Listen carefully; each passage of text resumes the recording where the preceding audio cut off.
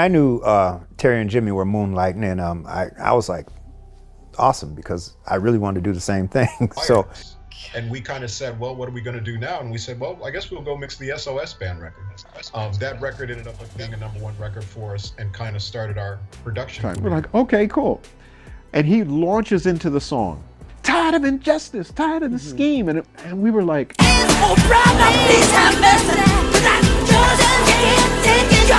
Jimmy Jam and Terry Lewis were never content to stay in anyone's shadow, even when that shadow belonged to Prince himself. As the heartbeat of the time, they brought funk to sold-out arenas, but behind the scenes, they felt like passengers on someone else's ride. A chance call from Taboo Records set off a chain reaction that would change music forever. One snowstorm, a furious Prince, and a sudden firing forced them to find out whether they were truly built to stand on their own. Prince called them in for a meeting. We were cutting ice cream castles at the time, and Terry and Jimmy come in. I had no idea what he had in his mind. So me and Jesse Johnson and Prince sitting in the studio, and Terry and Jimmy come in, and he's, you guys are fired.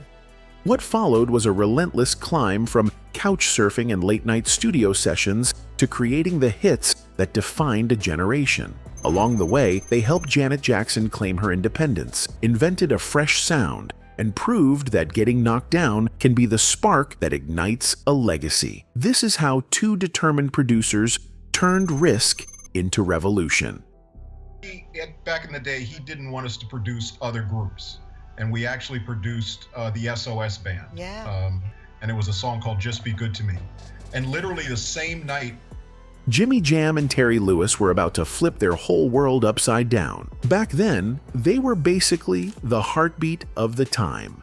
Prince's super sharp funk band that packed out arenas and kept crowds fired up before the main act. Everyone thought they had it all, but behind the scenes, they were getting restless. Working for Prince was like living in this weird mix of fame and frustration. He called every single shot, down to how they moved and breathed on stage. Even though Jimmy and Terry were ridiculously talented, they felt more like extras in Prince's big show than actual artists. They couldn't stand being stuck in someone else's shadow forever. So when Clarence Avant, the big boss at Taboo Records, reached out asking if they'd produce something for the SOS Band, they didn't think twice. The SOS Band had a few hits but wanted something huge to lock in their legacy. Jimmy and Terry were nearly out of cash, tired of sitting around waiting for approval, and ready to prove they weren't just sidekicks. They grabbed their gear, some drum machines, a couple of keyboards, and flew to Atlanta. The studio they landed in was tiny, smelled like burnt coffee, and felt like the place where dreams either blew up or died. That's where they put together Just Be Good to Me, with booming 808s, shiny synths, and this fresh, clean energy that sounded like nothing else at the time. Then, out of nowhere, Atlanta got hit with this massive snowstorm. Flights were canceled for days. Jimmy and Terry were completely stuck, nowhere near the tour Prince was about to kick off in San Antonio. Prince was not exactly known for cutting people slack. If you worked for him, you showed up, no excuses. The tour carried on without them, but their absence wasn't something he was ever going to forgive. I knew Terry and Jimmy were moonlighting, and I was like, awesome, because I really wanted to do the same thing. So when Jimmy and Terry finally made it back, half dead tired but buzzing over their new track, Prince wasn't trying to hear it. He pulled them aside, barely said a word, and just fired them on the spot. Years later, Jimmy opened up to the New York Times and admitted the whole thing hit him way harder than he thought it would. For Prince, their disappearing act felt like a slap in the face, proof that even his closest crew were already eyeing life outside his bubble. Prince called them in for a meeting. We were cutting ice cream castles at the time, and Terry and Jimmy come in. I had no idea what he had in his mind. So me and Jesse Johnson and Prince sitting in the studio, and Terry and Jimmy come in, and he's, you guys are fired. But while they were stuck in that Atlanta hotel with nothing but snow outside and mixes blaring through their headphones, they were actually finishing the track that would flip R&B on its head. When Just Be Good to Me finally dropped, It shot straight up the charts. SOS Band singer Mary Davis told Wax Poetics that Jimmy and Terry created something nobody else could have pulled off. The lessons smacked them right in the face. If you didn't control your own story, you could get erased in seconds. And weirdly enough, getting tossed out was probably the only way they were ever going to step up and own it. With no jobs and zero backup plan, Jimmy and Terry had to figure out fast if they were actually the real deal, or just a couple of guys who got lucky standing next to Prince. Back in Minneapolis, and pretty much everywhere else, people were side-eyeing them. Prince was the center of that entire world. Without his stamp of approval, everybody wondered if they were anything at all. And we kind of said, well, what are we going to do now? And we said, well, I guess we'll go mix the SOS Band record. That record ended up being a #1 record for us and kind of started our production career.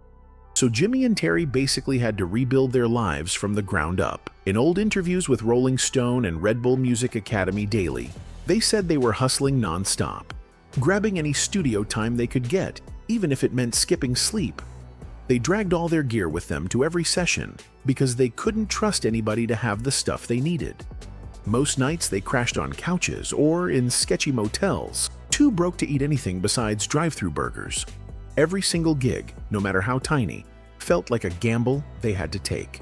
They were laying down demos for indie R&B singers nobody ever heard of, making beats for local rappers with zero buzz, and arranging songs for funk groups who couldn't even scrape together a real budget.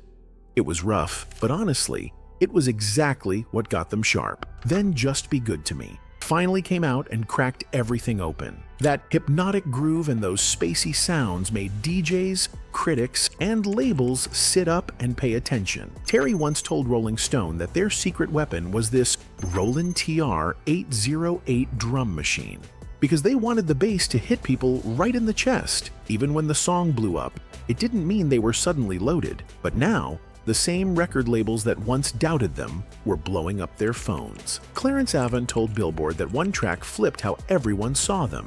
They weren't just Prince's leftovers anymore. They had their own signature sound. More hits rolled in after that. Songs like Tell Me If You Still Care and Just the Way You Like It. They perfected what people started calling the Minneapolis sound. Those electronic bass lines that felt alive, shiny synths, and grooves that somehow sounded both human and robotic. They started producing for more taboo artists like Cherrelle and Alexander O'Neal. Each project turned them into even sharper producers. Alexander later said in Wax Poetics that they knew how to build songs around someone's personality, not just toss over a random beat and call it a day. But even as the wins stacked up, getting fired still stung. Jimmy admitted later they never really let it go. Every song they made felt like proof that they could crush it without Prince, and every hit was a little payback for everyone who thought they'd fade out. What have you done for me lately? By the mid-'80s, Jimmy and Terry were respected in R&B, but they hadn't broken into that next level yet. That all flipped when Janet Jackson showed up. Janet had grown up in this gold-plated bubble that was honestly more like a cage. She was the youngest in the Jackson crew, with Michael Jackson as her big brother, basically the most famous guy on earth. For years, her dad, Joe Jackson, controlled every inch of her career. He picked her songs, told her what to wear, even coached her on how to talk in interviews. Her first albums didn't really hit, and most people just saw her as Michael's little sister trying to play pop star. But Janet was ready to break out. Firing her dad as her manager was this huge act of defiance that made her whole family do a double take. Finally free, she started searching for people who wouldn't try to shove her back into a box. John McClane from A&M Records thought Jimmy and Terry might be the right match. They'd already proven they knew how to let artists be themselves. Janet flew out to Minneapolis to meet them and see if it felt right. It clicked immediately. Jimmy and Terry were blown away by how smart she was and how much she wanted to carve out her own lane. Janet later said they were the first producers who actually asked what she wanted to talk about. Well, we got her to come to Minneapolis, and it was probably the first time she ever came or went anywhere where she was just totally independent. There were no bodyguards. I guess we were bodyguards. And we just hung out every. They headed into Flight Time Studios, this bare-bones spot where nothing mattered except the music. No family breathing down her neck. No handlers micromanaging every detail. Just the three of them, trying to figure out who Janet really was when nobody else was pulling the strings. Those studio sessions were no joke. For weeks, Jimmy Jam, Terry Lewis, and Janet Jackson sat around talking about what it felt like to always be underestimated, how badly she needed control, and how she was done with people treating her like a side note. All those late-night talks turned into the blueprint for Control. The album was her way of throwing down the gauntlet. The title track kicked it all off with Janet basically saying she was in charge now. Nasty and What Have You Done For Me Lately had this fearless energy, full of eye rolls and zero tolerance for nonsense. The sound was sharp, chunky funk, bright synth hooks, drums that hit like a slap.